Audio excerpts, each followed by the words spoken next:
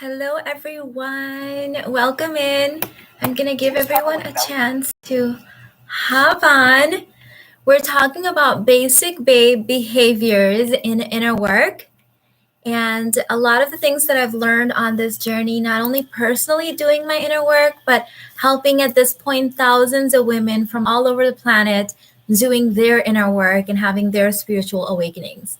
So let's get right into it. So I'm going to start by just sharing some examples from my own real life. When I first started becoming aware to the fact that something was wrong with me or something was off with me, that I didn't feel fully well in my 20s, I started noticing that I was triggered a lot by what other people said, that people could manipulate me and control me very easily. There were repeating patterns in my life with family members and friends, but instead of, blaming them, that was my usual go-to, this time around, I started asking myself, what is it about me? Because I realized that I was the common denominator in all of these things, right? So here's kind of a hint at basic behavior number one. How useful at this point in my journey, I'm in my 20s, noticing, hey, what's really going on over here? Why am I the common denominator in all of these behaviors? How useful at this point would it have been for me to go and get a chakra healing? Or at this point in my journey to go and get a tarot reading? Or call up all my friends and tell them about all the bad things that had happened to me, or even the fact that I had realized that I was the common denominator. How much of an effect would these things have on my inner work journey? In hindsight, looking back and knowing what I now know about inner work as I help thousands of women do their inner work, is that it would have had very little effect because nothing on the internal would have changed. And so this is kind of like that basic behavior number one that I notice. And I'm not calling people basic as a way, to be condescending or anything like that. You guys that are familiar with my work, you know that I have these 4 stages of goddess ascension. Stage number 1 is basic babe. That's where most of us start off. Stage 2 is self-aware Barbie. Stage 3 is million dollar babe, and stage 4 is high-end divinity. So these are kind of like the 4 stages of our spiritual awakening, our spiritual ascension. So when I say basic behaviors, these are like the autopilot, like everyday, every woman behaviors. And I certainly was doing this in the first stage of my journey. So when I noticed that a woman is not embodied, but she's at the dinner table or at a party talking about chakras and crystals, and she has to be a part of every conversation, hijack every conversation that's happening about anything with her chakra knowledge or her tarot card knowledge, instantly that's like red flag number 1, that's spiritual bypassing, right? So what is spiritual bypassing? Well, let me talk a little bit about what is inner work. So inner work is basically the deconstruction process of you returning back to how God normally designs you. That's your normal state. So inner work isn't something up here that we're trying to get to. It's like inwards, removing all the junk that has been programmed in us. So think of it this way, that we've got this subconscious autopilot mechanical kind of system in us that takes cues from our environment, from our culture, from our upbringing, from religion, from society, and it learns certain programs that it then runs. It doesn't judge those programs. It doesn't evaluate, are these programs good or bad? Are they right or wrong? Are they working for me or not working for me? It just takes the information and runs the software, basically. You can think of it that way. So that software, the subconscious software of whatever was programmed in you, is just running the show behind the scenes. Some of those things are highly useful programmings, and some of those things no longer serve us, and they're not useful. So that's it. It's not right or wrong. It's just, is this useful or not, right? To where I'm trying to go and be. So inner work isn't really learning, it's often unlearning a lot of stuff to get to the state that you were originally created in, that natural state of well-being. So sometimes, someone will write a comment like um, something like to the effect of, I don't like the I'm happy all the time act. Well, what if happiness isn't an act? Anything on top of it that's making you unhappy is an act, because well being, I believe, is our natural state. And anything on top of it is just a feeling in the moment that's coming up that we can feel into and release. So if you're looking at happiness as this act that you have to put on, it's like there's all this conditioning, and then you're just like putting on a sticker of happiness. In from that perspective, yes, it's very much going to feel like an act. But what if you remove the things that are actually keeping you from feeling your natural state of well-being and realize that acting happy is not, it's not an act, it's your natural way of functioning and being in the world. So that's inner work. What is spiritual bypassing?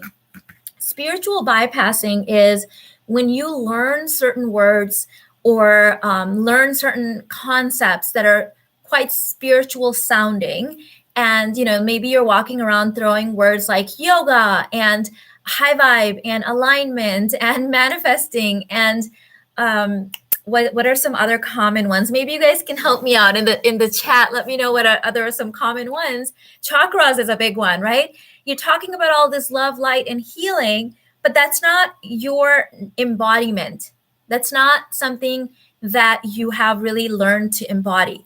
And how can I tell, right? Like I've seen people that are talking about being wanderers and all this stuff from other planets, but they haven't changed and mastered anything on this planet yet, right? It's like you haven't grounded yourself in the experience that is right in front of you. Whether you're from another planet or not, you are in this planet, in this experience right now. You are creating certain realities here right now. So can you first be in the present experience and face the things that are going in here that you need to release and upgrade and up level, versus escaping to another planet or escaping to talks about chakras and convincing other people or getting tarot readings and then being triggered and things like that, right? So inner work then is really going inwards and asking certain questions that start releasing that conditioning. So the number one question that started my journey before I even hired coaches or bought digital programs or went to therapy, any of those tools, was, what is it about me? What is it about me? ... Fill in the blanks. Because I was the common denominator in a lot of the things that were happening in my life. And it was like suddenly I just woke up to that one day of I'm just sick and tired of being triggered. I'm sick and tired of being manipulated, right? Like all that stuff. What is it about me that makes me an easy target for those things? So that is what actually started my personal journey.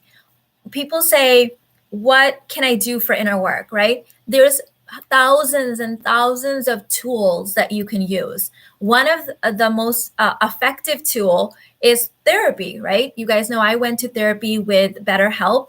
They have reached out and we're affiliated together now. So if you guys need to do therapy, there's a link in the description box. They offer 10% off their monthly memberships from for all my subscribers. So one tool is therapy. Another tool is coaching. Another tool might be digital programs. Another tool might be in-person intensives, right? These are all tools that you will at some point in your journey use to do inner work, to do your deconditioning, to learn what are the things about me that are no longer serving where I'm trying to go. So some signs that inner work is working for you is that your quality of life improves. You are not in that paradigm where you need to convince anyone else that you're doing your inner work or that you're now certainly spiritual, or you need to have debates with other people, or you need to figure out theories about inner work. Your internal and therefore your external quality of life changes in actual ways, right? So you start breathing better, you start living more efficiently, you start creating from a place of joy. You don't get triggered, or if you get triggered by outside circumstances, you're able to work through it and bounce back. That's emotional intelligence. You're able to meet people where they are without getting derailed from your progress, right? Like I call that tolerance or robustness. You're robust. That means that another person's viewpoints or another person's embodiment doesn't derail you.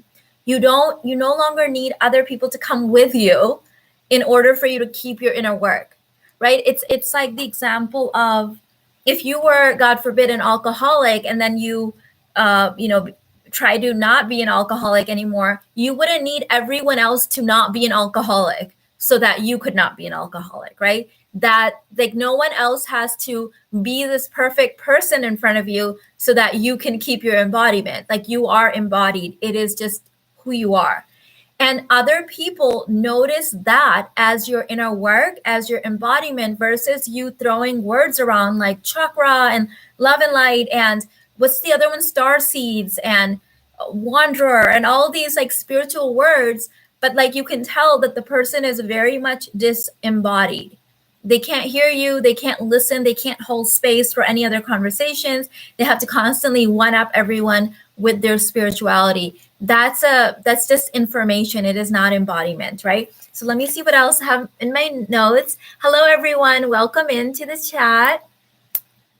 It's so nice seeing you guys here. Good morning. Let me see if I covered everything that I wanted to. Here's another thing that I wanted to talk about.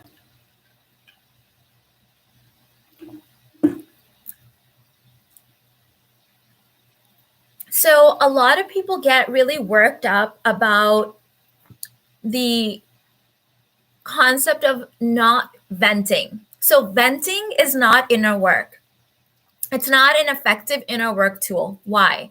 Because typically the people, for many reasons, number one reason, let me just put it all out there. Number one reason that venting is not an effective inner work tool is because emotions and states of being are highly addictive chemical soups.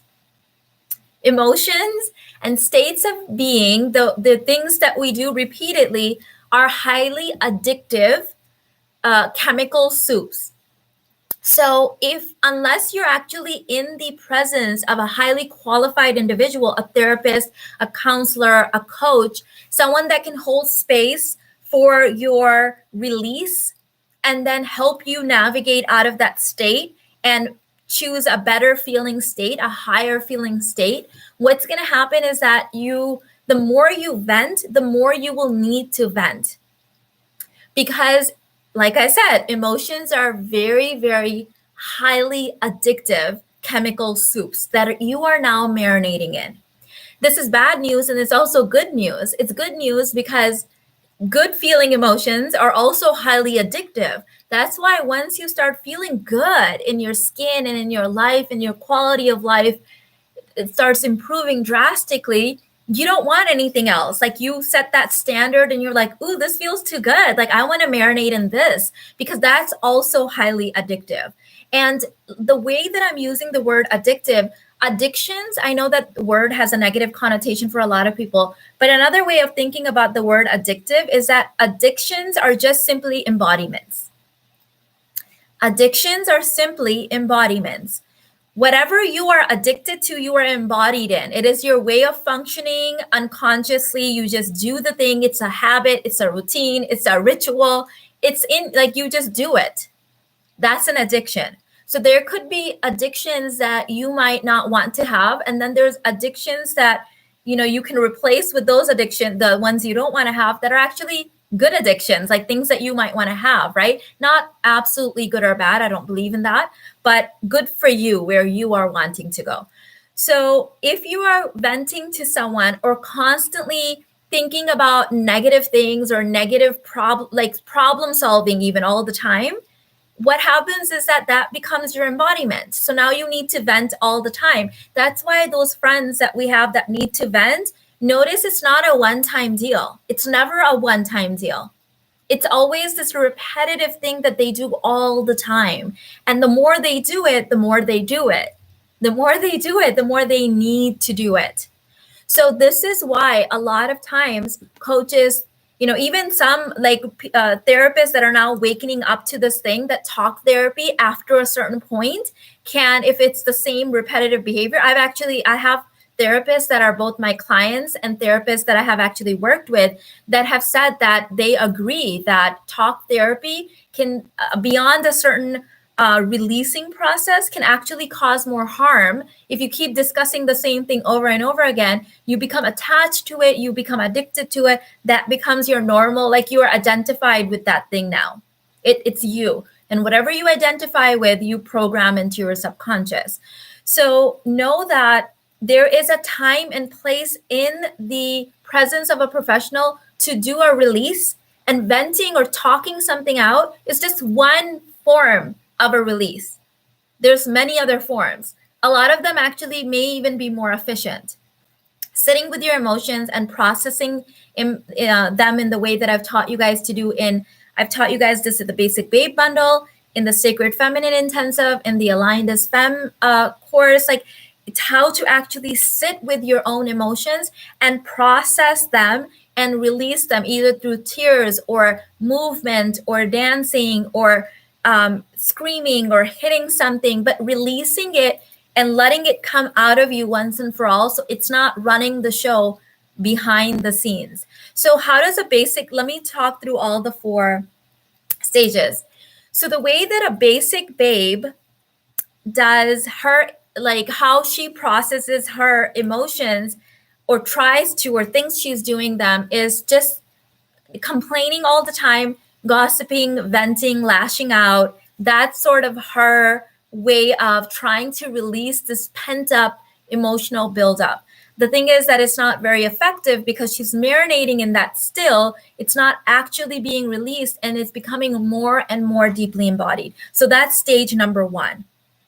Stage number 2 for the self-aware Barbie is that she may oftentimes get quiet, right? So keep in mind that these are stages and they're not absolutes. Sometimes you can be 50% self-aware Barbie and 50% basic babe. It's a range, it's a continuum. But when you're fully self-aware Barbie, you're quiet, but there's a process of numbing, right? Like, you're still not processing. Nothing's coming out of you. Nothing's being released.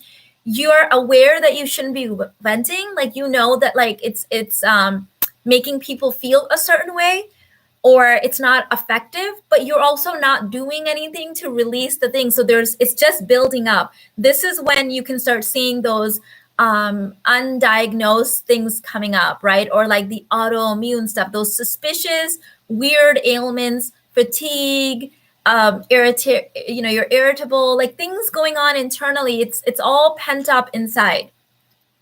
So that's the self-aware Barbie mode. $1 Million Babe is where you start finding effective ways of releasing your emotions, in whether it's through coaching or therapy or digital programs, or talking to like-minded individuals, but in ways that are actually releasing the thing. When you're in the high-end divinity mode, you're emotionally current.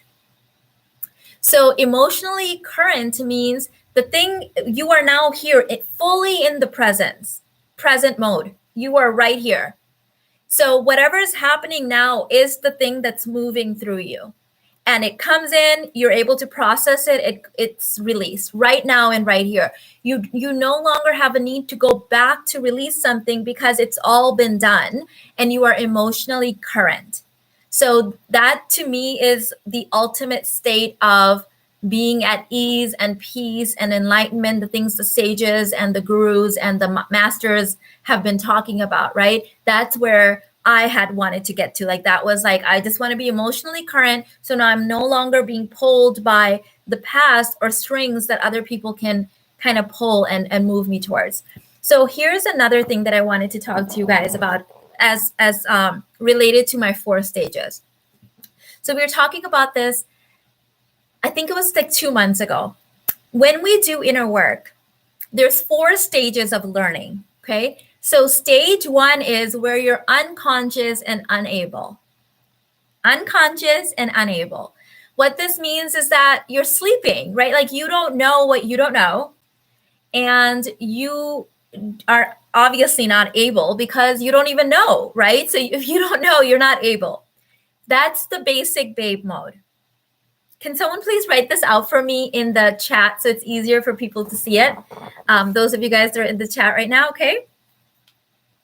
So number 2 is you are conscious but unable. So stage number 1 was basic babe, unconscious, unable.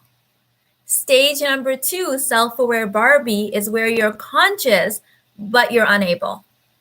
Stage number 3 of learning or inner work or whatever you want to call it, the $1 Million Babe stage, is where you're conscious and able. So this is where women will often beat themselves up because they know, like, it's between self-aware Barbie and $1 Million Babe, where it's like they know what they should be doing, they know what they should be embodying, but either they're not able to do it or it requires a lot of conscious effort. And it's like, oh no, why am I not doing why am I not seeing progress? You are seeing progress. That's just a stage that you're in, and it's still in the process of marinating and becoming embodied. Stage 4, the high-end divinity stage, it's where you're unconscious and able. Unconscious and able. That's embodied. That means you no longer have to think about it. It's just the way you normally function. It's programmed in your subconscious. It is your way of showing up. So this stage, believe it or not, is also in some ways the addictive state, right? It's the habitual, the routine, but now you've done it consciously and you've done it in the things that you wanted to program versus the things that are just programmed, you're unconscious about them and they're just running the show. So let me see what you guys are saying. Stephanie said, Mina, I feel this deep sense of worthiness and wholeness after doing your 6-step process. Oh my God, no, that's you embodying. I've never felt worthy and now I feel I'm remembering who I am. That's you actually doing your inner work, babe. That's in the basic babe bundle. And you've been doing this work for a while, Stephanie. You have. So now you need to start moving into that phase of like trusting that you've actually done it. Trusting. Here's the thing with spiritual bypassing. The people that are concerned about spiritual bypassing won't, because you're aware that you don't want to do that. You're aware that you actually want to change. The people that don't know anything about spiritual bypassing, they're not even questioning. They're like, no, I'm spiritual. I know chakras and I do have tarot cards. I've got some crystals in my bedroom, you know. Those are the people more likely to do it because they're unconscious about it. So people that ask that question typically are the ones that are actually doing the inner work. So you've been, with me, right, for years. And now it's time for you to start trusting that this is me. Like I feel the sense of worthiness, right? So your quality of life is now actually improving. You're not pretending, you're saying you feel worthiness. That's not something you added in. You removed a whole bunch of gunk that got you to who you really are, who you always were. That was always there. So I love that. So Veronica said, good morning, Mina and the ladies. Yes, venting is not a one-time deal. It's a pile of unresolved issues projected onto others. Yes. So know that it's not going to really help. It always seems like a one-time deal, but it never is. It's highly addictive for a reason, right? Okay, so let me see what I also want to say about inner work and basic behaviors. So another basic behavior during inner work is trying to teach someone else something before you've actually embodied it, when there's no invitation. So let me give you an example.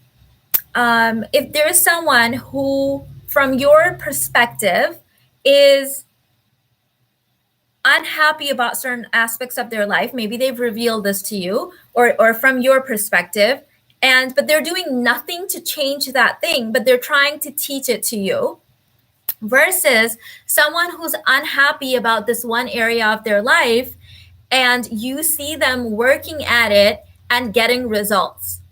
They're not telling you about it. They're not like hot potatoing the thing at you or giving you unsolicited advice. There's just, you see them day in and day out working towards the goal in some way, and you're seeing results. So let's take an example of someone who is maybe unhealthy, overweight, and unhappy about it, giving you weight advice or health advice, versus someone that is overweight and unhealthy, and you see them routinely working towards their goals, and you see them losing weight and looking healthier and healthier every day and feeling healthier. Who are you more likely to go and ask for advice? Like, I'll choose person number 2 because I'm going to say, wow, this person is really motivated. They're really dedicated. I can see the results. Like, I want to do that too. What do they know that I need to know? I'm going to go and talk to that person. This person, when you're that person that like is trying to give someone else advice, it's like you're so afraid of being embodied. And I often use this as an example. The information comes in and you must spit it out, because God forbid it actually fell into you and became embodied.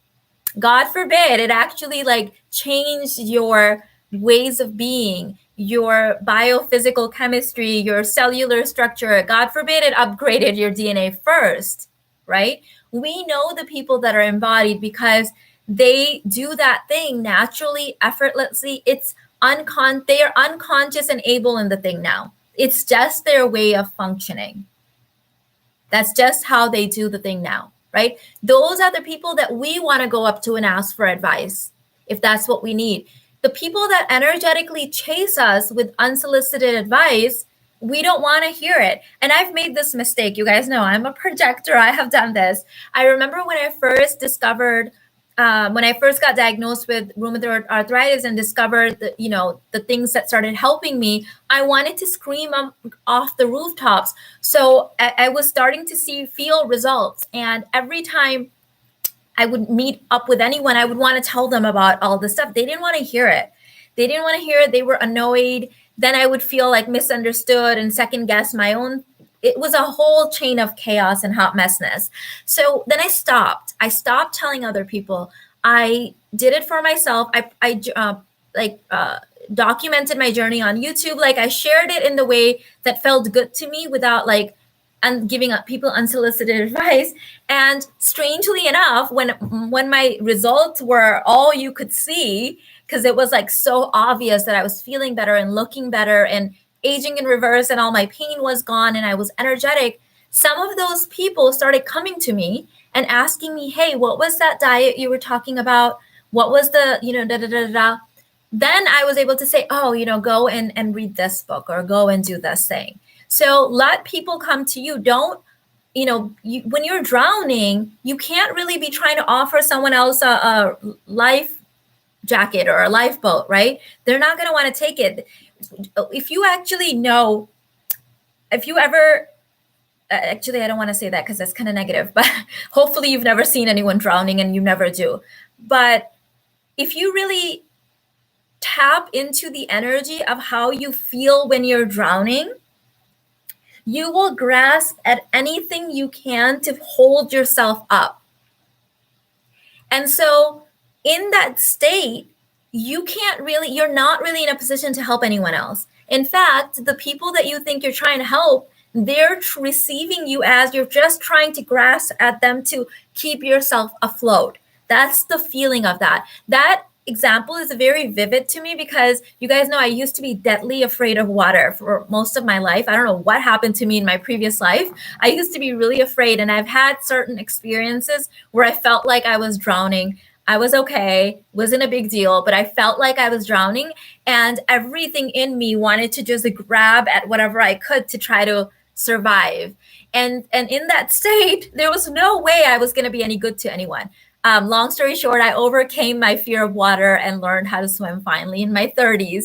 So in that mode, you have to know how other people are receiving you. So save yourself first, and then when you're actually on a safe boat, you can offer someone else a hand if they ask for your opinion or your advice. But you can't do it when you're drowning, because they're not going to be receiving you well. Love you too, babe. Stephanie, love you. Amber said, yes, Mina, I knew information but did not know how to embody it. And you have helped me to do that to the highest degree, practicing embodying the unlimited and looking forward to life I'm creating. Beautiful, Amber. I love that. Tell me, Amber and Stephanie and all the other women that are in here right now that have done inner work with me. Notice that here's the beautiful thing about inner work. It creates a ripple effect in all areas of your life. So even the information that you previously had and held only as information, even just a little bit of inner work and a little bit of embodiment activates those things. So that I don't believe that any information or any knowledge or any education is ever wasted. It's never wasted. It may not be embodied, but it's sitting there somewhere for you to be able to access. So when you open up this portal of embodiment, all the other access or information that you had that you couldn't access is now available as embodiment. It starts creating this beautiful ripple effect. You're like, oh, yes, I know this. There's this resonance. There's this, I've heard this before. You may have, but it wasn't embodied, and now you can activate it. So it becomes this activated, accessible knowledge and wisdom now, versus just this overload of information that's just stacked on stacked on stacked. Okay. Oh, welcome to the $1 Million Babes membership. Patrice, I think it is. Patrice Renee, welcome in.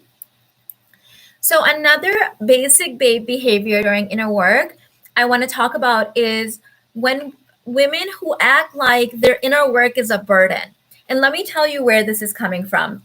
Sometimes when I make videos on embodiment and us looking at our own behavior and to see why men or other people are responding to us a certain way, there's always that one woman or two people that will say something like that puts too much pressure on women, that feels like a burden, that's too much burden on women, something like that. Here's what you must realize. If in your childhood your parents or other caregivers or your environment gave you cues that you were a burden, then you have this energy of burden that you carry for the rest of your life until you do your inner work and you heal it. So when you are in that unconscious burden kind of state, you have the alchemic state or the power of alchemy to turn anything into a burden. I have seen women act like their vacation that they're on is a burden. I have seen women that act like that their husband wanting sex with them is a burden. I have seen women acting like their money is a burden. I've even seen women acting like their beauty is a burden. So if you feel burdened, there is something in you that is addicted to that, probably because in your childhood, someone in your environment acted like you were a burden. They probably didn't mean to. Parents mean well. Most parents mean well, but maybe they were busy or had things going on or in whatever state, and you showed up excited to tell your parents something, and they shooed you away because they were working on something, and you registered this state of burden. So if you come across inner work or things that are designed to be improving your quality of life, and you see things as a burden, you feel burdened by that, that is a sign that you need to do some inner child work around that. Because if you can turn anything into a burden, there's actually people on YouTube talking about how being pretty is a burden. Huh? Or having money is a burden, or having children is a burden. Like, yeah, you can take anything good and turn it into a burden. Of course you can. We all have that option to feel burden in any moment, tired or overwhelmed. That is always accessible to us, all of us. I can go into that mode too if I want to. I can start acting like, woe is me. Life is a burden, money is a burden, beauty is a burden. Oh, what a burden, right? I can do that. I choose not to because that's ridiculous to me, right? So you have to understand that whatever your go-to is, that is something that's unconsciously, subconsciously programmed in you. And so you need to see how that's showing up in your everyday interactions. Because if something, you're taking something good that's meant to uplift you and be a useful tool, and now you're burdened and, oh no, women, people are blaming women. I'm giving you your power back. You have the option of changing the way that you function in this world, what you animate, and changing the response. Okay, that's what spirituality is. That's all the tools in the world for inner work. That's what they're meant to do, is uplift your life, enhance your quality of life, and ground and amplify your experience on this 3D, 3D plane, not be a burden. Okay, but of course, you have the option to turn anything into a burden. We all do. Yes, I knew it deep down. I consumed so many books and courses, but it was always within me. Yes, Stephanie, that's your natural way of being. Hi, Mina. I can't wait to work with you. So as I embody peace, joy, and love, my husband will learn as well. He's been through a lot and is healing, but vents a lot. I want him to learn to be positive. Yes. Okay. So let's dive into that. So this is one of the things that I talk about that triggers women the most. I'm not sure why, because to me, this has been like me taking back my throne and my crown and my power. So how it's happened in my life is the more inner work I've done, the more I've embodied certain behaviors and mindsets, and the more I've elevated my desires and owned them, the more my life, my physical manifested reality has changed. So how has that shown up? Sometimes certain people fell off. They deselected themselves. And it wasn't like some angry, like unloving thing. It was just like we outgrew each other, right? Relationships ended, jobs changed, I moved cities, like things like that, where certain things were no longer a part of my journey and a part of my experience, and they just disappeared or deselected. Okay. Sometimes there was a moment of grief that I had of like letting that go. And that to me is more inner work. Like, okay, I'm ready to let that part of my life go. That part is dying and something new is birthing. Sometimes that happened. Sometimes my new embodiment invited people to upgrade. I didn't have a conversation most of the time. Sometimes it was a conversation. Most of the time it was just like, I was no longer available for certain behaviors. So my husband and I had this thing where probably this was something that we both were attracted to each other for. I used to complain a lot and he used to complain about a lot. And we connected through complaining, right? So what happened when I started doing my inner work is I learned that complaining is very toxic and there's no one to blame. There's nothing to complain about. I started holding on to my desires. And so when I started changing, I had to give the universe time to align and things started shifting. Some people got mad because when they would complain, I wouldn't reciprocate. Like I wouldn't complain. I would just be, right? And some people were upset because I stopped being available to take phone calls with long complaining sessions, right? I'd get on the phone call, we talk a little bit, the vibe would move into complaining. I was no longer energetically available for that. So I excuse myself and get off the phone, right? With my husband, what happened was he would complain and I would listen.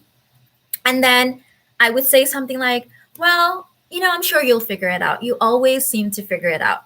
That would be the end of it. Then another time, maybe he would complain and I would be feeling a little bit lower vibe or get pulled into it and do it too. And then I would notice that it was a different interaction. Third time, maybe I was the one that started complaining first, then he complained, and then I was like, oh, that didn't feel good either. Fourth time, he complained, I listened, and then I said something like, well, we always seem to figure it out. I'm sure it'll work out. Something just very like non-attached, no, like you should be positive, right? And I noticed that he did it less and less and less because I was no longer energetically to feed any energy in it. And he did the same for me. When I would start complaining, he would mimic my behavior back and just listen and then say something like, well, it always seems to work out or something like that. And then it's like, oh, yes, right. Oh, okay, this is different, right? Then we actually moved to a state where I had read this book called A Complaint Free World. And there's a challenge. You buy these bracelets and you do this challenge where you do like a 30-day complaint free challenge and you move the bracelet around your arm every time you complain. And so I did it on my own first and I really, really loved it. And so I told him about it and I was like, oh my God, there's this cool thing. I'm doing it with the girls on. It was in my babes club or somewhere where I did it with you guys. And I'm like, would you like to join in? And he's like, yeah, I think that would be fun. So I ordered him a bracelet as well. And we did it together. So I didn't immediately say, hey, you've been complaining a lot, let's do this. But we worked there eventually, right? But I also had the space for if this relationship had served this purpose and if I upgraded, and I still have that space in my life, like I have complete detachment from my husband's inner work. That's his responsibility. I'm not his mother, right? I'm not his coach. So I keep staying in my own lane and doing my inner work. And as a couple, when I shift, I notice that there is a grace period and then he starts shifting and uplifting. In fact, oftentimes, being the man that he is, he will take on my ideas as his own and say those were his ideas. And I let him have that because if that takes him, that what helps him be embodied, then, take it. I don't care. There's no ego here. It's only inner work. Okay. So is it a guarantee that my husband's going to always evolve with me? No, of course not, right? Is it possible that at some point we might completely go in different directions and realize that this relationship has served this course? Of course, we always have that free will, right? But what I've seen is that certain people in my life have consistently matched me to my new manifested reality where I'm going. They've been able to match me. They have surprised me oftentimes because I quantum leap. You guys know I'm like committed to inner work. It's my entire life. So oftentimes I'm impressed. I'm very, very impressed that people are able to, without doing that level of inner work that I'm doing, be able to match my vibe and get there themselves. But sometimes they fall away gracefully with love. And I wish nothing but happiness and love for them because that was the part of the journey where it's over. It's a cycle that has evolved. And once you can learn to be detached, you learn that there's no fear of death anymore either, because we're always dying and rebirthing. We're always dying and rebirthing. And relationships die and rebirth. And sometimes it's the same relationship and sometimes it's a new one. Okay. Yes, Mina, that's so true about the burden. I grew up in about 30 different foster homes with abuse of all kinds. Oh my goodness, I'm Amber. And that's how I have felt and why I did 50-50. But you have helped me see my worthiness. Oh, Amber, oh my goodness. Whew. Ooh, that's deep. If you were able to overcome worthiness from that, and look, that shit is real. Amber had every right to be in her victimhood and sit there and none of us could look at her and be like, you know what? You're complaining about nothing. You're just being a victim. No, she was an actual victim, right? Like she went through some stuff. But she chose to upgrade herself. She chose new mindsets. She chose inner work and she was able to overcome it. So the people that come and say, no, you don't get it, Mina, I actually went through some real stuff. I get it. I get it. That's why we need inner work. I'm not saying that what you went through wasn't real. We all have the option to sit there and find things that should have kept us stuck. And I'm sure you're right. I have things like that too. Amber definitely has that, right? She has that childhood. But does that mean that she doesn't have the right to live her best quality of life from now on forward? That she doesn't have the right to write and means to reprogram her subconscious? Of course she does, right? She can choose to make that her break deal, right? Like the one reason, like if that thing had gone right, then I could have it. Or she can say, you know what? It didn't. It didn't. Life sucked as a child, but I choose now where I'm going with that. Like, how do I want to live my life moving from this day forward? So I'm so proud of you, babe. That takes guts. That takes courage. My goodness. Like, I feel like we all need to take a moment and do like a slow clap or something because that shit is real. That's real inner work. And yes, we all have the right to sit there and complain. We can probably find a million ways to do that. But I feel like we also have the right to evolve and change and do the inner work and live our best life. Why not? Why not?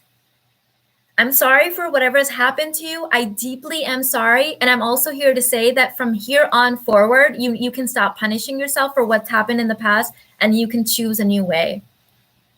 You can. It's not going to be easy. I never said it was going to be easy, but you can let it be easy. You can allow it to be easy. You can take that journey. Love this, Mina. Thank you for going deep in these embedded feelings of burden. Yes. Oh, yes, girl. Yes, yes, yes. I grew up being taught that being confident, taking up space, and speaking up was a burden to others. It translated into self-esteem issues and an adult. Oh my goodness. Yes. And she said irritated. I don't know how to say that word, but she overcame these beliefs in her 30s. Good for you, babe. Good for you. I can really relate to that. My subconscious kind of programming, one of the big ones for me was don't outshine others. So that was the cues that I received in my childhood from my parents, that don't outshine your siblings. You're going to feel bad. Don't outshine people. So this showed up in my life in like underplaying my achievements and like my brightness and like overplaying others' brightness. And it had the opposite effect that I thought it would have. So I thought it would make people, like it sounds quite manipulative now that I say this. So I thought it would make people feel good and then I could shine too, right? That it would be okay to take up some space now. What I learned is that it made people angry. So this kept showing up in my life where, if I was particularly happy and just kind of like shining bright, people in my life would kind of put me down and make certain comments, to which I would respond to uplifting them, to which they would respond with getting really angry and putting me down further. So it didn't make sense, right? Like I was so confused. I would think, hey, I'm trying to lift her up or say nice things to her, but that's not what they wanted. The whole thing was a hot mess. So that's just the kind of people I kept attracting, where it was like, play it small, don't take up too much space, don't outshine the people around you. And this, of course, kept me stuck, right? Like my shyness, my shininess, my brightness, my spark is what lights me up.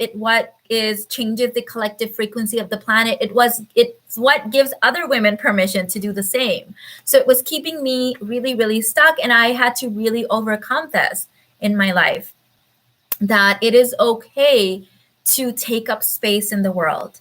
It's okay to be happy and shine my light and be okay with my achievements and the things I've overcome, that's okay. So I feel you on that one. Learning how to walk in this truth as a manifester. Oh, I gotta keep time too. Oh my God, thank you for reminding me. I have my live class in the human design course. So in my Divine Feminine Human Design course, Patrice, we were actually talking about this yesterday. I have to go in 5 minutes for get ready for my class, but how manifestors have been led to believe that they're like schizophrenic almost, or like they can't hold on to an idea or like do one thing. We were actually talking about all the myths for all the types and the hacks. And so I feel like there's a lot of information out there on manifestors.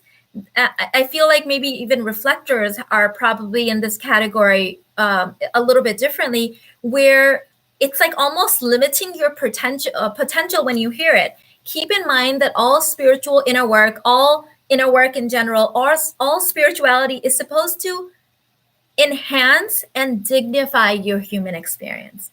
If you feel limited by it, it is not for you. It's being misdelivered to you. It's being misrepresented.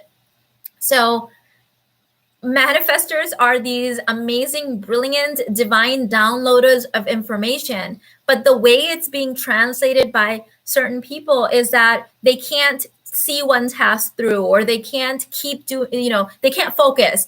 That's not true. That is not true. So just know that some of this stuff gets lost in translation. Yes, I agree with what you say 100%. It's our choice to rewrite the subconscious and live in gratitude. Yes, Amber. Yes, yes, yes. Yes, it is always a choice.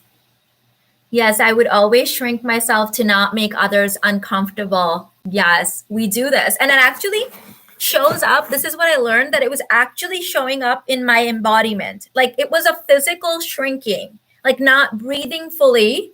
By the way, if you have the burden thing, you do that too. You breathe as if you're a burden. And so shrinking to, you breathe as if you don't want to take up full space. So these are actually embodiments that really stunt our growth. I think women overall have been conditioned to dim their lights. I used to feel bad if other people became triggered by my being sparkly. Yes, I feel you, Nicole. The funny thing is, I can say it's funny now, it wasn't so funny then, is that women who did not dim their light in front of me, women that fully triggered me, women that did their thing, didn't even give a damn if I was triggered or not, ended up helping me the most on my inner work journey. Because I kept asking myself, what is it about those women that triggers the hell out of you, Mina? What is it about her? What is it about her? I kept asking that to the field enough times where it started revealing that that woman actually had something I deeply craved and desired. She had embodiment. She just shone her light. She didn't care if I was triggered by her happiness, by her beauty, by her light, by whatever she was sharing. She did not give a damn that I was triggered. And that helped me. That helped me see, oh, I can take up space too. Oh, okay. I could be the queen of myself too. I can live my light too. Oh, okay. Well, that's new. I have suppressed a lot of my past memories. How am I supposed to work through that while doing inner work? So you have several options, Brittany. So I had done that too. As a child, I was a victim of sexual abuse. So I had huge chunks of my childhood that I had actually blacked out. My oldest son he was very much interested in knowing about my past and my childhood. And when I started talking he would ask me questions and I would get really annoyed with him. And he would say, Mom, you have no memory of when you were 7? No. He's like, how about 8? One thing when you were 8? No. One thing from when you were 9? No. It was like, oh my God, right? But actually it helped my inner work. And I know this is controversial, but I'm going to say it. One of the reasons that I've been able to evolve really fast is because I didn't always have access to my past. So I had to just work in the now. What's triggering me now? Let's work through it. So I evolved really fast. And then there came a time where I was like, okay, now this is bothering me. I'm going to go to therapy. So I went to therapy and my therapist was like, so let's unpack this. She said, you have this childhood trauma. She said, you've blocked it out. And because you've blocked it out, despite you blocking it out, I think she used that word, despite blocking it out, you have been able to do this massive amount of inner work, create this beautiful relationship, restore your health and well-being, and help thousands of women. She's like, you are the most high-functioning person I know. She's like, your life is like my ideal life. I hope my other clients can make it to like 1/4 of where you're living. She's like, my question for you then is, why would you want to go digging in the past? Why do you want to bring it up? So I was like, oh, wow, I don't have to. She's like, no. She's like, there's no point. She's like, if you want me to, we can go do all kinds of stuff and dig it up. But she's like, why would we want to? So we actually just ended up doing EDMR on some of the PTSD stuff that was coming up now in the moment, releasing that. And this was like mind-blowing information to me that I didn't have to go. She's like, why would you want to re-traumatize your body? So it was like, oh, I don't have to go dig up the whole thing if I'm already like living my best life now. And like, she's like, no, you don't have to. You're already living the way that you want to be living. You're already feeling happy and bliss. There were some things that were coming up with the PTSD. We worked through it. And it was just like bam, bam, bam, like huge ascensions. So sometimes there's a need for us. If you're really stuck and you feel like you can't function, you need to go and dig that stuff up, go to a professional, dig it out, work through it, right? But if you feel like you can do your inner work, I think there's place for all of it. I have been to therapy twice. I've shared that with you guys. Once it was with BetterHelp, and she's the one that recommended that I go to an EDMR specialist for a couple things. And then I went to that. So here we are, right? At the end of the day, both of my therapists were like, there's no like absolute of inner work. She's like, if you feel good and alive and you have inner resourcing to like get yourself back up when you feel down, and you are creating healthy, happy relationships, and you feel fulfillment from your work, and you're happy in the way you're raising your kids, and you feel good, you're a healthy individual. I was like, oh, right? Like, we don't think what it's like, it's weird, right? Like, we don't know how it's supposed to be. And so it's like, oh, right. That's it. What's the ultimate goal? Happiness. Well, I feel happy now. So, obviously I'm not a therapist, so keep that in mind. And if you feel like you need it, I have my 10% off link with BetterHelp. I'm affiliated with them, and they have offered a 10% off code. So you can definitely check them out. I think that everyone can use a little bit of therapy, right? So if you feel like something's lacking and you want to go to normal, go to therapy. If you feel like everything's good and great and you're functioning at normal and you want to function at high levels and like, athlete level, go to coaching. And all those tools provide different things for you. Okay. All right, ladies. So thank you so much. I apologize, but I'm going to have to run now. I have my human design class.